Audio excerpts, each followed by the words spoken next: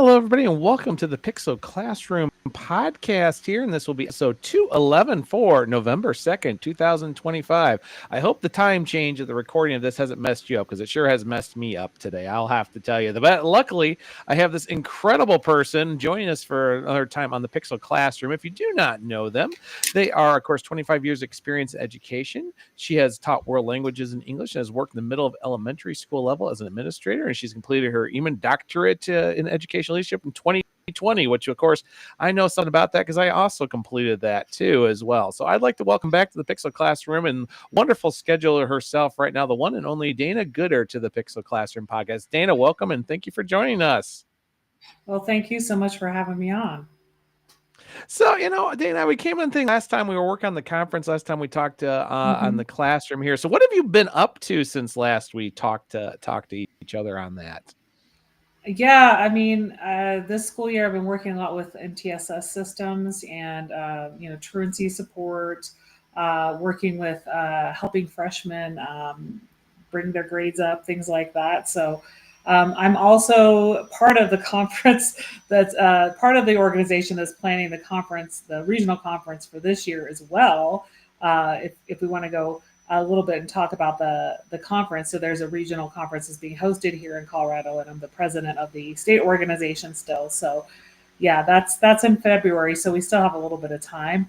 But I'm not quite as, I would say, as deeply involved in the planning as I was last February, because it's the organization that's more of the regional organization. So I'm just, when the conference is taking place the third weekend of February, I have to be there and kind of help run the conference, but I don't have to do all the planning and putting the program together and going through all the proposals and all that. But I am going to several conferences in the next month, so I'm excited about that. And what are conferences?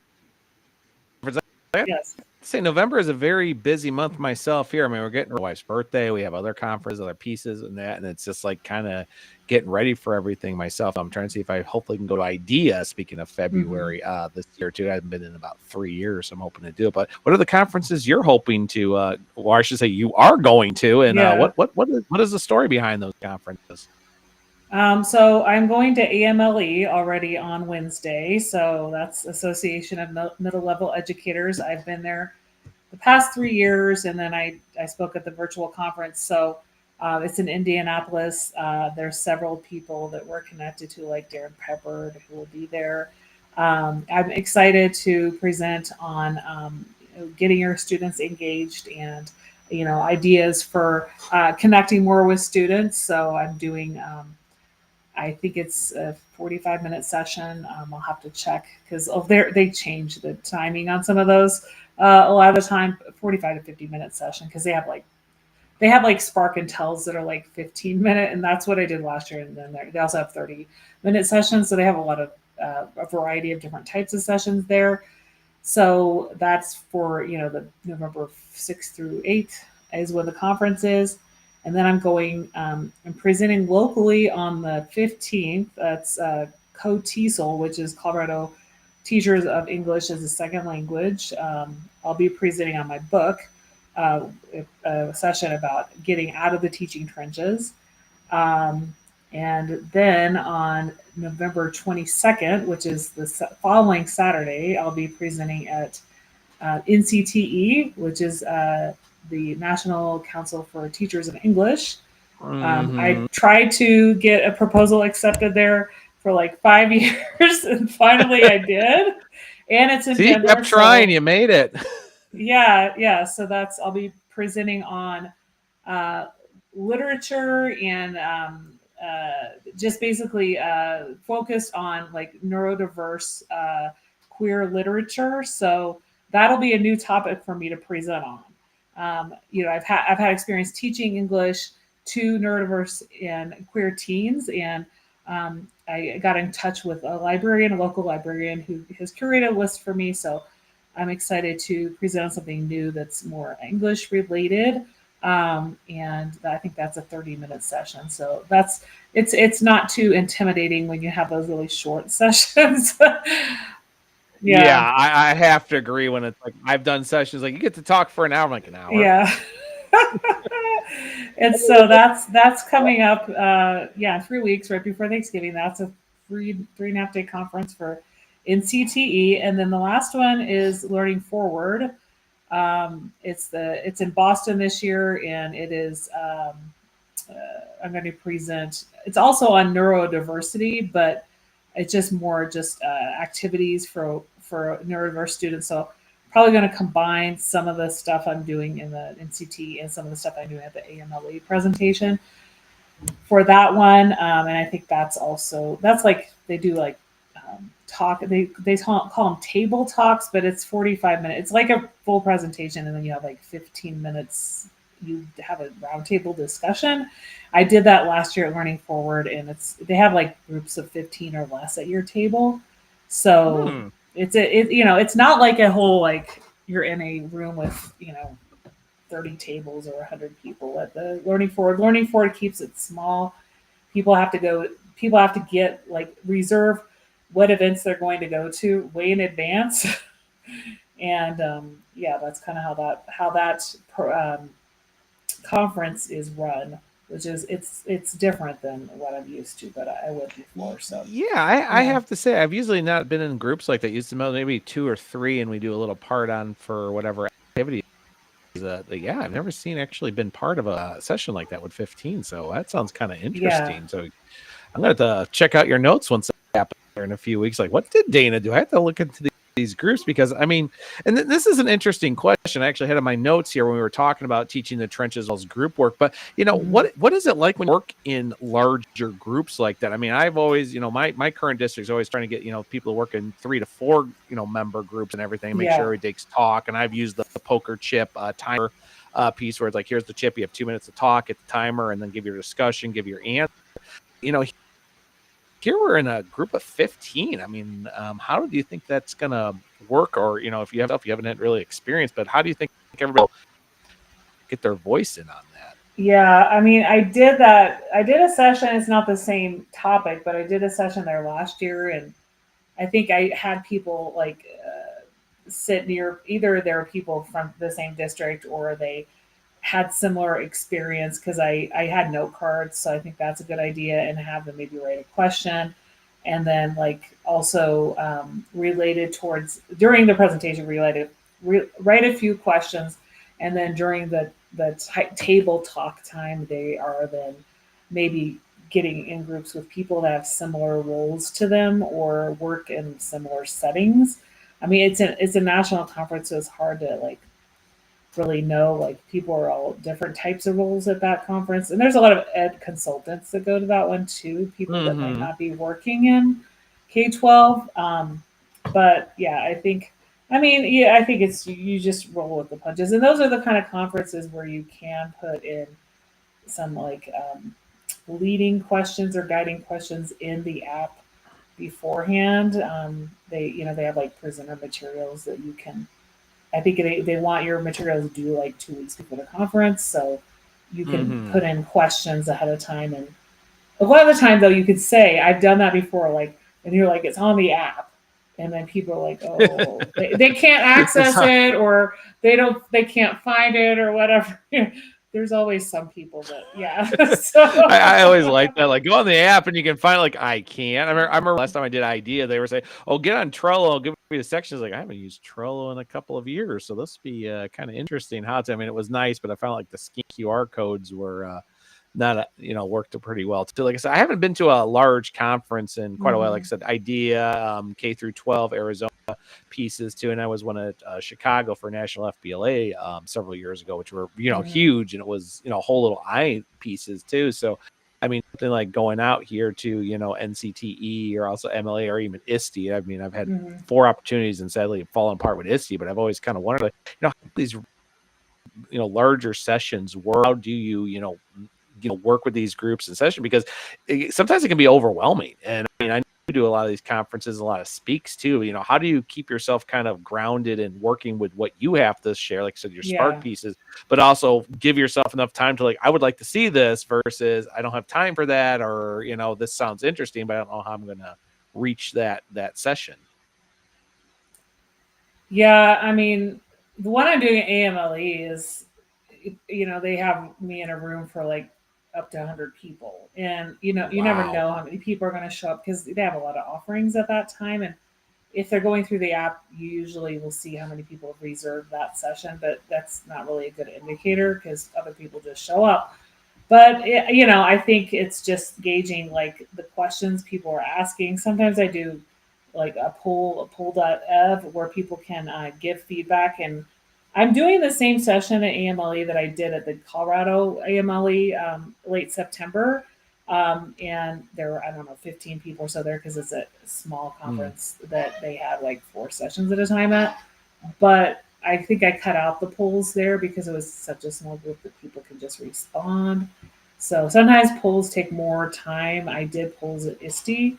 And then there was an online component at ISTE too because they had the session recorded.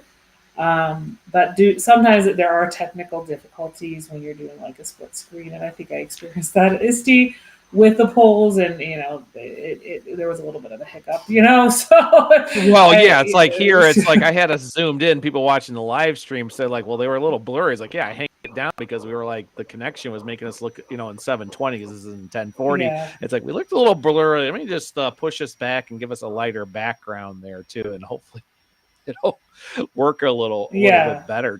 That's happened sessions like, well, it's interesting to see, but I can't really see what's going on with the session and everything. I mean, and I think it's really a thing, like you said, we're talking and teaching the trenches about dealing with, dealing with those little parts about, staying resilient in this area. Cause I mean, as someone who, takes online classes, it's kind of keeping up to where we kind of don't have that face to face, but it's also trying Yeah. to, understand and learn from each other in a more digital world. It's not like it hasn't been going on. Yes, since COVID, there was more of it. And now we have very big hybrids, but how do you, keep up with, keeping people engaged and similar to what we're doing here versus, a live session? Yeah, I mean, I'm not doing pre-recorded right now. I know there's been some educator conferences that have had some of those, and I get the emails, but I never get a chance to watch them these days. But yeah, I'm keeping people engaged in just regular sessions. I think if it's a topic that they're wanting to know more about or they have some feedback about, then they will ask the questions or they'll say what they're doing in their class, right? You don't know the audience until you're actually starting the session, right? So, but I try to move around. I try to do like I would do in a classroom. And if they have a mic that's that's wireless, it's easiest. Um, and yeah, I think um, you want, especially with places like AMLE where there's a lot of sessions to go to. And I picked my sessions yesterday, and there's like sessions that start at 2:20, and then there's sessions that start at 2:30. So you're up against Mm-hmm. those people, because you're doing a 45-minute session, and somebody else might be doing a 30-minute session. So if they don't like your session, they might go to another one. You want to keep the people there, right? So you got to start Yeah, off the few I've minutes, done it yeah, too, where the first 10 minutes and of the I've always session, leave. or yeah. I know, because sometimes I felt bad. I was like, I want to go to this other session. And it's like, this is a good session, but I want to see the other one. And it starts in 10 minutes. And sometimes I feel bad when I pick all my stuff up quietly and then start slowly moving out of the room. And I mean, Yeah, that's always a piece well, too. AMLE, like they're scheduling all these things that are overlapping, and that's kind of on them to do that. And like, I guess Mm-hmm. you can, as a presenter, expect that that's people are going to pick several sessions, right? So, but you hope that like the first 10 minutes of your session gets people engaged, and also when you're putting in your proposal that it is very aligned to what you're going to be talking about, as opposed to Mm-hmm. I've heard of people who have sessions that aren't at all aligned to what they're supposed to be talking about, Yeah. or very off track from that. So yeah, and then I kind of know like the type of clientele who will be at AMLE. At least I've been there before. So I think it's but anyway, it's fun to be a presenter and also just go to conferences and learn from others, and learn about the systems that, like I'm doing the MTSS, and hopefully Mm-hmm. there are some sessions I've already looked at that have that, and what other people are doing. And I also think that you get a chance to kind of see what works for people in other states that are doing work similar Yeah. to yours. And yeah, I think all that just helps like get kind of it spaces out things a little bit when you're in a busy time of year. And so it's good. Yeah, I I mean, think it going to conferences in November, it helps get through that like long period of time before Thanksgiving. right, and I agree with that because, like I said, I've been following New York, especially after what I was doing at Harvard last this year. Mhm. One thing we talk about is, one thing you've talked about. I know you talk about teaching in the trenches, which if my screen will just share really quick here. There we go. But one thing in our notes too, before a quick review on our notes here too, is when you were talking about working with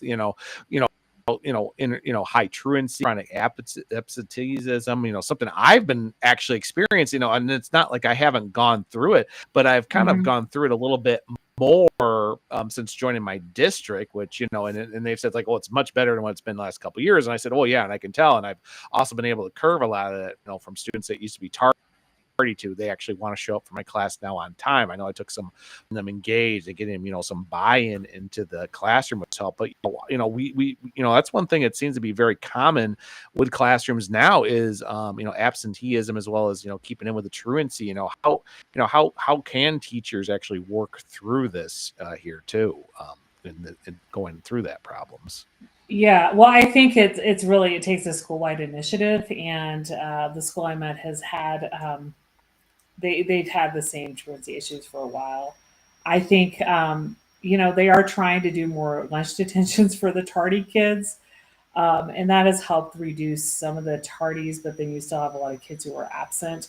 The campus I'm at, the high school I'm at, is like in the middle of downtown, and there's a lot of fast food places. So people just leave Yeah, campus, and they have a 45-minute lunch, but like they'll leave campus and then they won't come to the class period after, or they'll be super late. And then I'll talk to kids because I go around a lot and I talk to kids, and oh, I was in line at McDonald's for whatever amount of time, and it's right, just like you need to plan ahead, right? I mean, in my opinion, the best way to kind of curb that is like one, not let uh, freshman and sophomore leave campus, but also right. like if you're a junior or senior, have a color coded pass where they can earn the right to leave campus. So um, security has said they've done that. They've tried that before. It didn't work well. I think maybe they need to try it again or to use a better effort to, curb a little bit of. I mean, there's also the fact that at the school I'm at, there's the PE is at a different building, and so kids have to leave the building. But when they leave, when they check out or check in, their ID has, if they have PE in a they it says they have to go to PE. So we know like when their ID is scanned, we get that information. So I think Right. that Yeah. I needs to mean, be like a school wide thing. Yeah. So right now I mean, there's a lot of kids on attendance plans. There's kids that have been referred to truancy. We're already at the beginning of November, so there's that.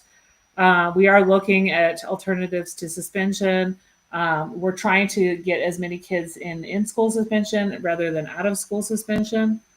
Um, one of the things for truancy is if kids have not gone to lunch detention, they get two chances to go to lunch detention. If they don't, then they have ISS for half a day. Although there is that piece where kids are, maybe they want to get out of the class, but in ISS, they're not just sitting there and sleeping. They do have to do some work, mhm. whether it is from the teacher or they have some like a character lesson or some type of an avid lesson for them.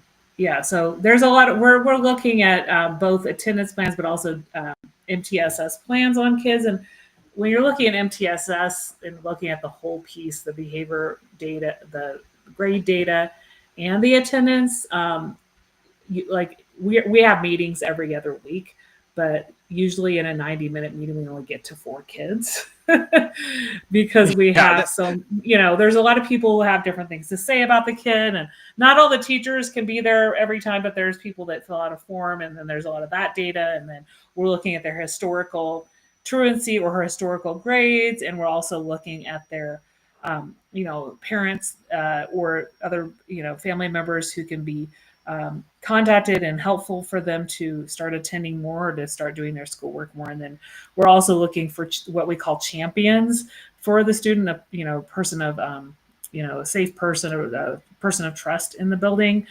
So we're identifying those Mm. people as well in the MTSS meetings.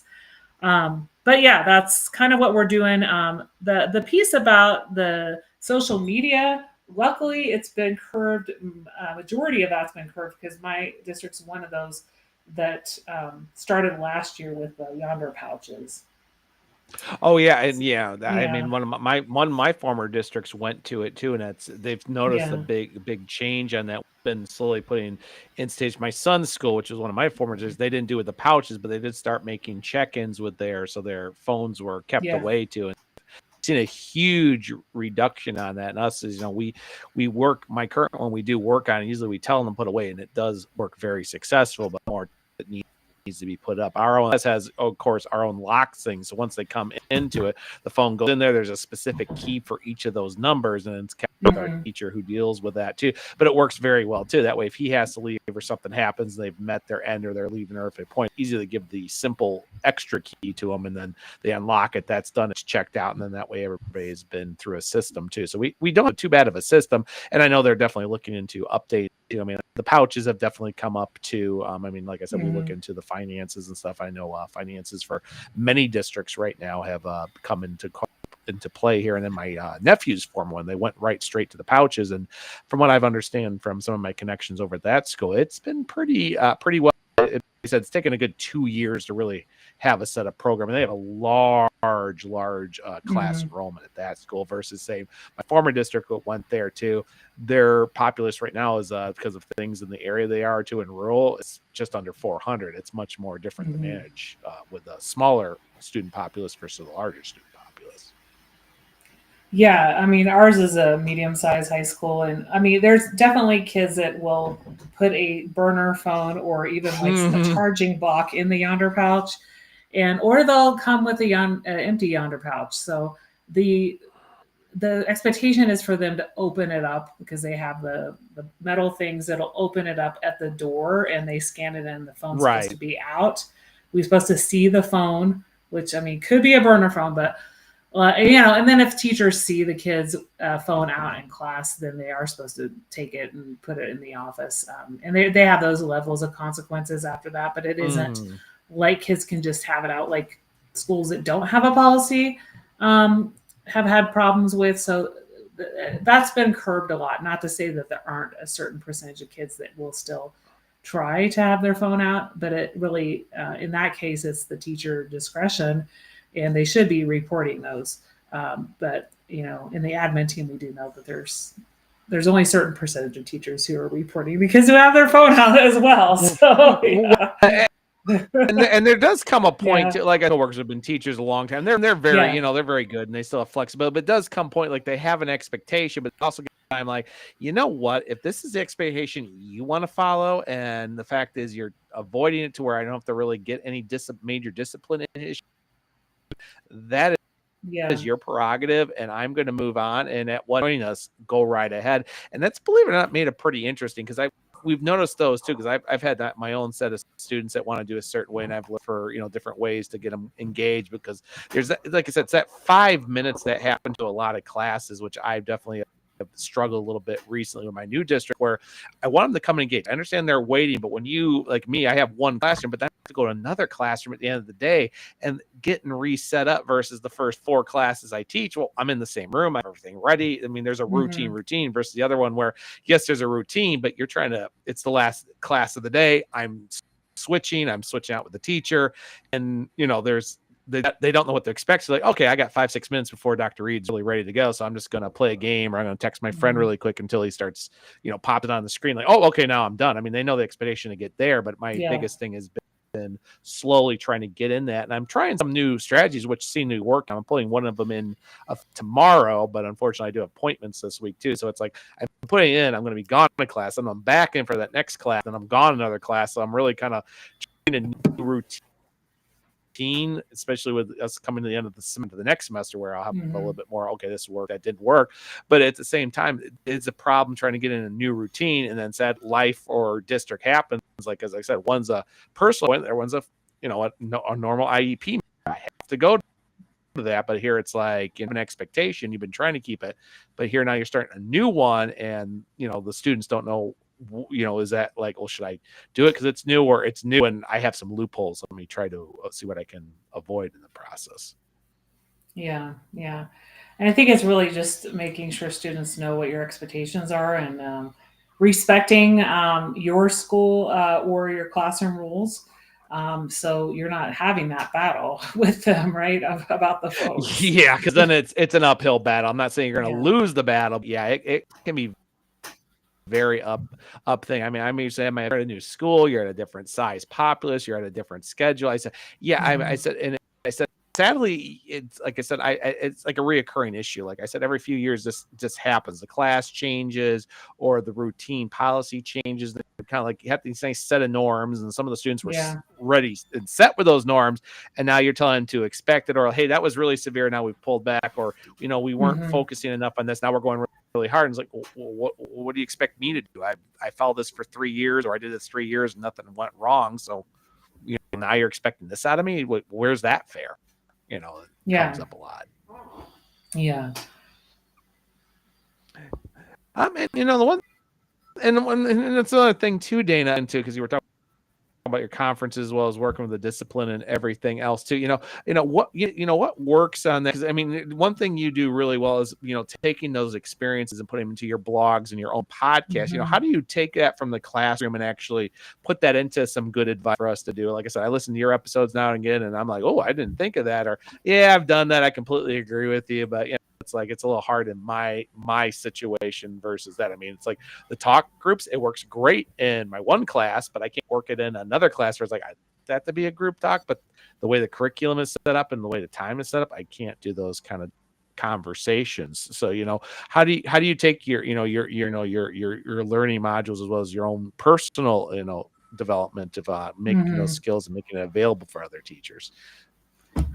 Yeah, I think it's really, my position, I can observe a lot of the student interactions in the classroom, and it's knowing your classes, right? I mean, I have a teacher who wants me to come into their eighth period because there's a lot of levels. She's an English teacher, so there's kids that are reading really low and kids that are high levels. So, she does try to group them, differentiated grouping, and do a variety of different activities to help them write more and read more. And I think it's really requesting help for those classes.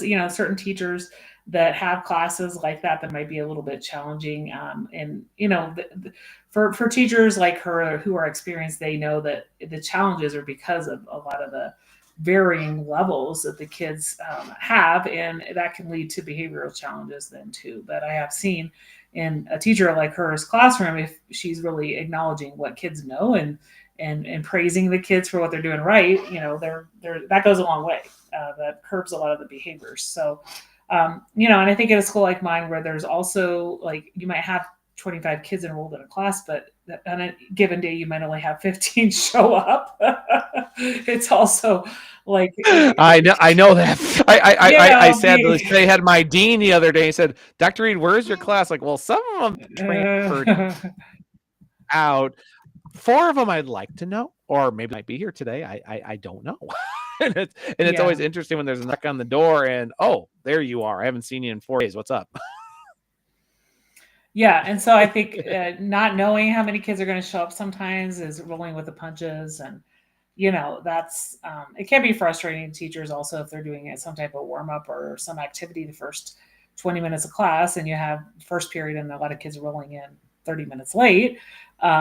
So I think it's just having kids know where they can access the materials, if it's Schoology or Google Classroom or whatever, and knowing that they need to get started if they're late like that, right? So I Yeah. think yeah. Yeah, I got some emails from students that were hit for 2 days. Like, well, it's on there. The instructions in there. It's Yeah. pretty guided. And like, I've gone to doing small videos, minute 30, because I'm like, if I start going 2 minutes, they're just gonna tune out. So it's like having that available to like what's right there. So you can Mhm. read up on it and so forth. They're like, hey, I put a rubric on it. So like, even though what's going, like, well, what's the points? Like, here's the rubric. Explain. Like, there it is. There's the high Mhm. points. There's the low points, and the help. And it has. It's like I said, I had a student that was chronic absence too, but they were able to come in, actually do assignments, and they did pretty well. I said, if I could just work more on the attendance, it's like academically, they can prove they can do it. And when they come to class, I'll immediately come on. I'm like,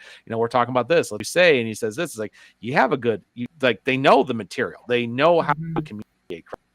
It's wanting to be in class, or as they say, sometimes it's just pure trying to avoid it because other people are avoiding it. And my friend's saying to me over here, what's the big problem? Because I'm passing the class, and yeah, maybe now it's okay. I've missed 4 classes tardy. Now I got an in-school suspension. Oh well, I'll just move on and do it again. Yeah, and that's sometimes the attitude some of these kids are displaying. But I think you have a little bit more teeth also in high school when you're saying, hey, if you don't start attending and do these missing assignments, you have 6 weeks left in the semester, then you're not going to get the credit. And also talking to the freshmen that way and saying, do you really want to take this class as a junior or senior? If you don't like it now, you're not going to like it later. And we're working right now with one of my classes is like, technically this is a freshman sophomore level now. And it's not like things don't happen. Schedules get messed up. And I said, it gets to the point too, where you understand, like I said, I have 2 seniors in one of my classes. It could have been a freshman and they're doing great. In fact, one of them is going to have early graduation, but I can tell he's kind of bored because he's like, oh yeah, there's some new stuff in here, but I can tell he'll get off track. I'll get on him, but he'll do it. But it's like, but he participates, he does it, he doesn't cause a disturbance. But at the same time, I can tell he's a little bored. If he would have hit it 2 years ago, it would have probably been a different story. Yeah. So I think that's a, and on that note, what do you think is probably advice, like you said here, about making students recognizable and, giving them credit? But what do you think is probably the best way to make them want to engage more than that class to kind of cut that, absenteeism down? Really, I think it's making sure you're changing up activities, especially at my school on Tuesdays through Fridays. There are 100-minute periods, which is wow, 100 minutes. That's like college level. Yeah, it's too long. I mean, on Mondays they have a late start, and the classes are like 37 minutes. But I think it's really making sure you aren't like there are some teachers that are still guilty of being a sage on the stage and lecturing or spending almost an hour talking about like a math concept before kids are able to work. So I think it's really coaching teachers to change up things more often, or having kids get up and move more, right? And I mean, I taught world language, so it was easy to change from a listening activity to a writing activity to a partner speaking activity. And I think the longest I ever had class periods were probably 90 minutes, but those block days aren't the easiest. And if you have 4 of them in a week, then it's really making sure that you're chunking it, right? And also gradual release in a case where kids are new to a concept, right? I think truly we don't want teachers to work harder. We want them to work smarter. And we have a PLC model at our school to varying levels of success, right? But different PLCs are able to to plan better than others. But I think I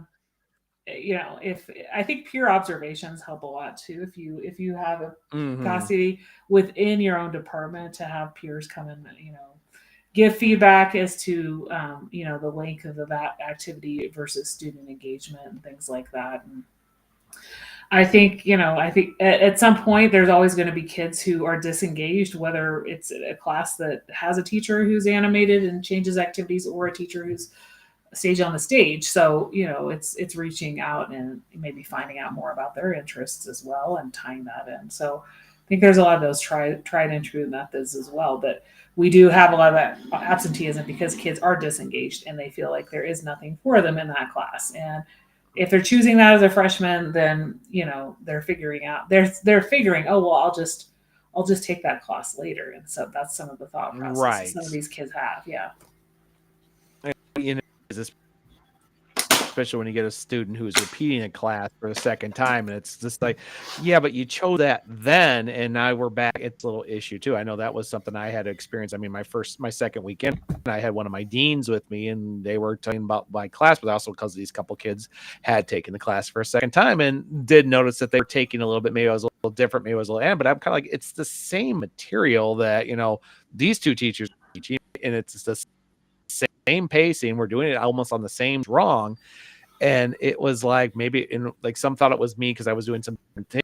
they've noticed too, like, well, you're getting a little bit Mhm. more participation. I mean, and we're looking at the percentages and we're like, it's better, but I think for the fact or what it is, but I said, yeah, but I'm still having issues. I mean, I still got a student who doesn't want to show up till like 10 minutes are left in the class and they make it a regular basis.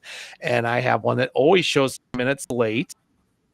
But yet we'll be engaged in the reflect it. The tests reflect it. It's kind of like, I can't say they're not learning. I can't say they're studying. And then many of them, I told one class they didn't do so great on a summative, but I had told them, know this and you'll do great. And they like completely agree you did it. And then the other two classes took that advice and they did better. And then when we took this last one here, I gave that advice, saw the difference. And there was definitely a little piece. And I did have a couple of my deans even say, he was like, it's pretty good, because I'm like, I know it's not the subject matter, because they're like so and so taught it and it was the same thing.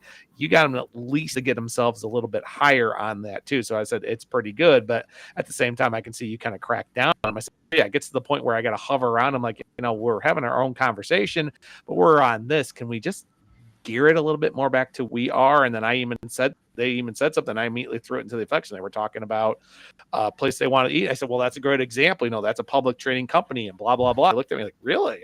You can invest in that right now in our stock market game. And they kind of pulled them back a little bit. So it's, I'm always being alert to them too. And then of course, even when I have self-paced class, like my one class, like it's all online. It's like, really, if you just pay attention to the video and read the instructions, you're fine. But once in a while I have to say, what does that ask you? Go. I'm like, no. What is it asking you? Oh, do this. I mean, there you go. Sometimes it's almost hand holding. Like, I'm not holding your hand all the time. There's sometimes where I should just be sitting there. I should just be able to do my checks, get your grades in, or just say, well, you're really stuck. I need to come over right this second. So it's worked. But, it's like I said, it's consistency. Like, I can tell people who will follow the same schedule versus somebody showing up because maybe they did get SS, or maybe they had an OSS, or crack down on them. They kind of realize, well, I need to pass this class. It's I have to say it's an ongoing battle. But it's more of to where it's like, I know where I need to focus with certain classes versus some classes where it's kind of like, well, we had a bad day, or this was a fantastic day. I hope we have more of it tomorrow. Yeah. I think acknowledging them when they're doing something right and attending and or being engaged, right, goes a long way. Right. So, Dan, this has been a wonderful time, and I mean, and everything else, especially we're here. But besides your wonderful conferences that people should go attend in the month of November here, and be thankful for Dana here. What else you got coming up? What's coming up for your podcast? What are you hoping here for 2026 here? Believe it or not, which is far away. Yeah, I mean, I don't have really any big plans for 2026 other than doing the conference that I'm helping run in February. I'll probably apply to speak at some other conferences that are coming up.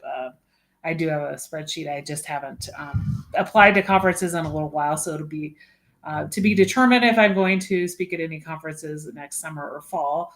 I didn't apply to speak at ISTE again because I wasn't probably going to be around in late June, early July. I'll probably go out of the country for a little bit. So, but yeah, other than that, the podcast is it's getting close to 400 episodes. So I've had it for about. I just celebrated 200 last year. At the end of last season, I was like, wow, I've been 200, but you're 400. It shows that I got a long way to go here, because you still do amazing things too. Yeah, I have a bank. Congratulations. That I'm still putting out from like June, April, actually, at this point. So I recorded so much in the spring and summer that there's just a lot of episodes that's taking a while to put out now, but it's a good problem to have, right? So. No, I know it's like me sometimes. It's like me. I took a 2-week break for various reasons, and like besides you, I got one more coming up. But it was just like this is the time where it's like time to record, but there's people's schedules get most. But I mean, I'd like to get to a point where my bank is like, I've got like 10 episodes recorded every week. They're already edited stuff, and I'll email the person that was on them, or whatever the episode hit to my social media. But no, I'm like saying, having too many still in your bank, I think that's a good. Yeah. I want to see you're inspiring me to get back to that. There's my goal for 2026: banking my podcast episodes. Yes. Yeah, and I think as we get closer to the new year, I'll make some goals, whether it's the promos of the podcast, the promos of the book, doing more blogging, things like that. I haven't done too much blogging in the past year, but doing a little bit of this and that, and maybe approaching things a little bit differently. I always try in the new year to think about that. But yeah, as I said, I'll look at some conferences to perhaps speak at. I think I'm spending a lot of money out of pocket for the ones that I'm going to in the next month, and so I don't think I'm going to be spending anything for a good while after that. So yeah, that's kind of my goal now. As I've gotten more, weaknesses are slowly been coming back together, but it's like I'd like to really kind of get out of these and maybe put one in and say, yeah, I'll fly so and so, or yeah, I'll drive up 2 hours to Madison and do this conference. I'd like to get there, so I'm hoping that it's someone doing, like I said, I'm you got your about independent. It's like I'm finally kicked me in the butt, say I need to get my book out too. It's like, so I want to thank you for keeping that inspiration there too. It's kind of said like, yeah, Ryan, Dana's doing all this stuff. I think you can get your 64 pages edited and cleaned up and get some more student notes, especially in the last 3 months. I've had some stories like I got to share some of these stories because these were stories relevant to it that more students are telling me like yeah, I still love doing this career. I still love doing this and seeing the engagement revelations. And that was even something I shared with instructional coaches when they saw me. I said myself too, is like I'm getting them to show up before the bell rings. That I will take as a victory. So apparently I am doing something right too. So it's going forward to that. So thank you for that inspiration as well as coming up here for the guests and everything for our little sketch. I always call November too. Like this is the tech schedule conflicting times. It's like, what was that going on and so forth. So, but no, thank you again, Dana, for being on the podcast again and everything you share here and everything you got coming up here. And congratulations, almost 400 episodes. Wow. I mean, I hope to be you someday and do that. Just keep going and you'll hit it. So I mean, I know people that have 800 episodes, they've been going twice as long as I have. So it's like friend Brad, like I said, even though I pop up on and I'll be popping up on Spider-Man Crawl Space at least 4 times this coming year too. But I mean, he's got almost 20 years in. It's hard to, and podcasts have been going on for almost 17. It's, wow. Yeah. Wow, can you imagine just doing that? Even if it's, and he's a teacher too, so it's amazing he's been able to keep that going after all this time. Yeah, and celebrate. Yeah, it's just a habit, just making sure you're cranking them out, right? It's good to have that bank, and then you just crank them out when they're due to be put out weekly, right, or however often you put them out. It's just making sure they. Yeah, I agree. I mean, and sometimes I remember I had one day, and believe it or not, I was by myself. I had 6 people, and we did them every 2 hours. And I took a break, took the dog for a walk, did another one, did one. I was like, well, I'm good for the next 2 months. Yeah. And then somebody's like, hey, do you want to do an episode? I'm free in an hour. I'm like, cool. Yeah, I think the most I've done in a day is 5, and that was during the pandemic. Well, yeah, like the pandemic, I think I was doing one every other day and everything else too. It's like upcoming episode, we're doing what's called the crossover episode. They're going to be on mine, and then a half an hour later, we're going to be on theirs, and we're even going to call it it's the crossover, everybody. So it's like, have fun. I'm like, it's different. It's also kind of cool, and we can do something like that because then we're both like, hey, we fulfill both our needs. Yeah. All right. Well, Dana, thank you so much, everybody, joining us today here. I see you all there on the thing. Thank you so much. Definitely keep you in. Thank you for your support and everything else. And we'll talk to you guys later.